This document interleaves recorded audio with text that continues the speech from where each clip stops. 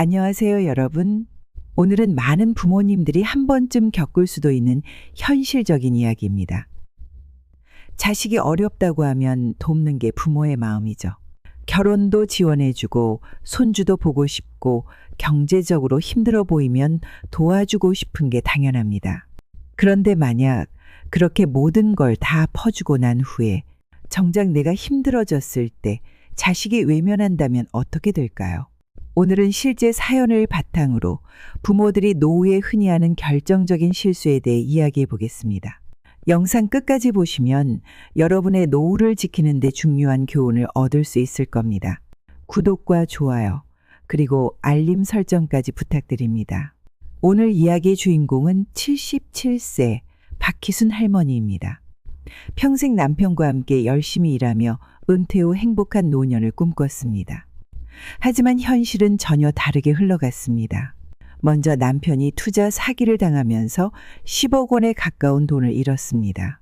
그 이후 시어머니를 간병하며 간병비와 생활비 부담이 커졌고 결국 빚까지 생겼죠. 그럼에도 할머니는 결심했습니다. 우리 자식들에게만큼은 절대 빚을 물려주지 말자. 하지만 그 결심이 예상치 못한 결과를 가져오게 됩니다. 할머니는 두 자녀를 키웠습니다. 딸은 결혼을 원하지 않았지만 아들은 결혼을 하고 싶어 했습니다. 하지만 경제적인 이유로 쉽지 않았죠. 할머니는 고민 끝에 아들의 결혼을 돕기 위해 1억 원을 지원했습니다. 그런데 이 결정이 가족 간 갈등을 만들고 말았습니다. 딸은 자신도 경제적으로 힘든데 왜 아들만 지원받느냐며 불만을 표했습니다. 하지만 문제는 여기서 끝이 아니었습니다. 아들이 결혼한 후 할머니와 남편은 손주를 보고 싶어 했습니다. 하지만 아들과 며느리는 경제적인 이유로 아이를 낳지 않겠다고 했죠. 남편은 손주를 꼭 보고 싶다며 며느리에게 출산을 강요했습니다.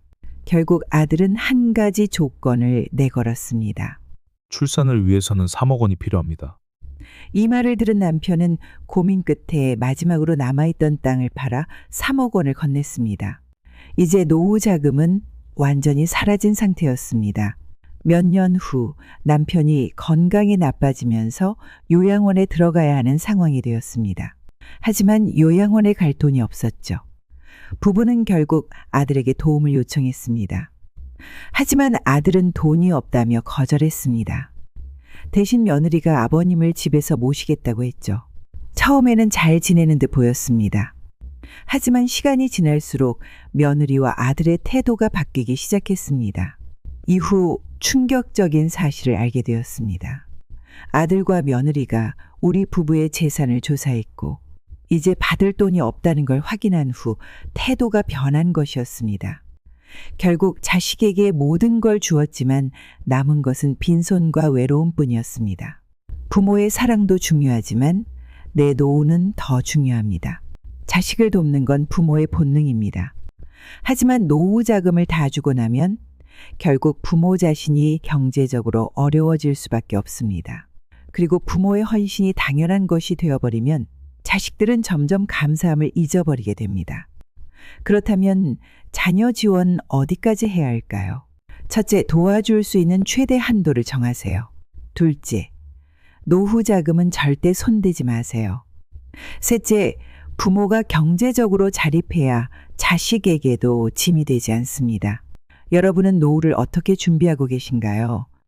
이번 영상이 여러분의 노후 계획에 도움이 되었기를 바랍니다. 아래 댓글로 여러분의 생각을 나눠주세요. 구독과 좋아요, 그리고 알림 설정 잊지 마세요. 이상 인생집이었습니다. 다음에도 더 깊이 생각해 볼 이야기로 찾아뵙겠습니다. 감사합니다.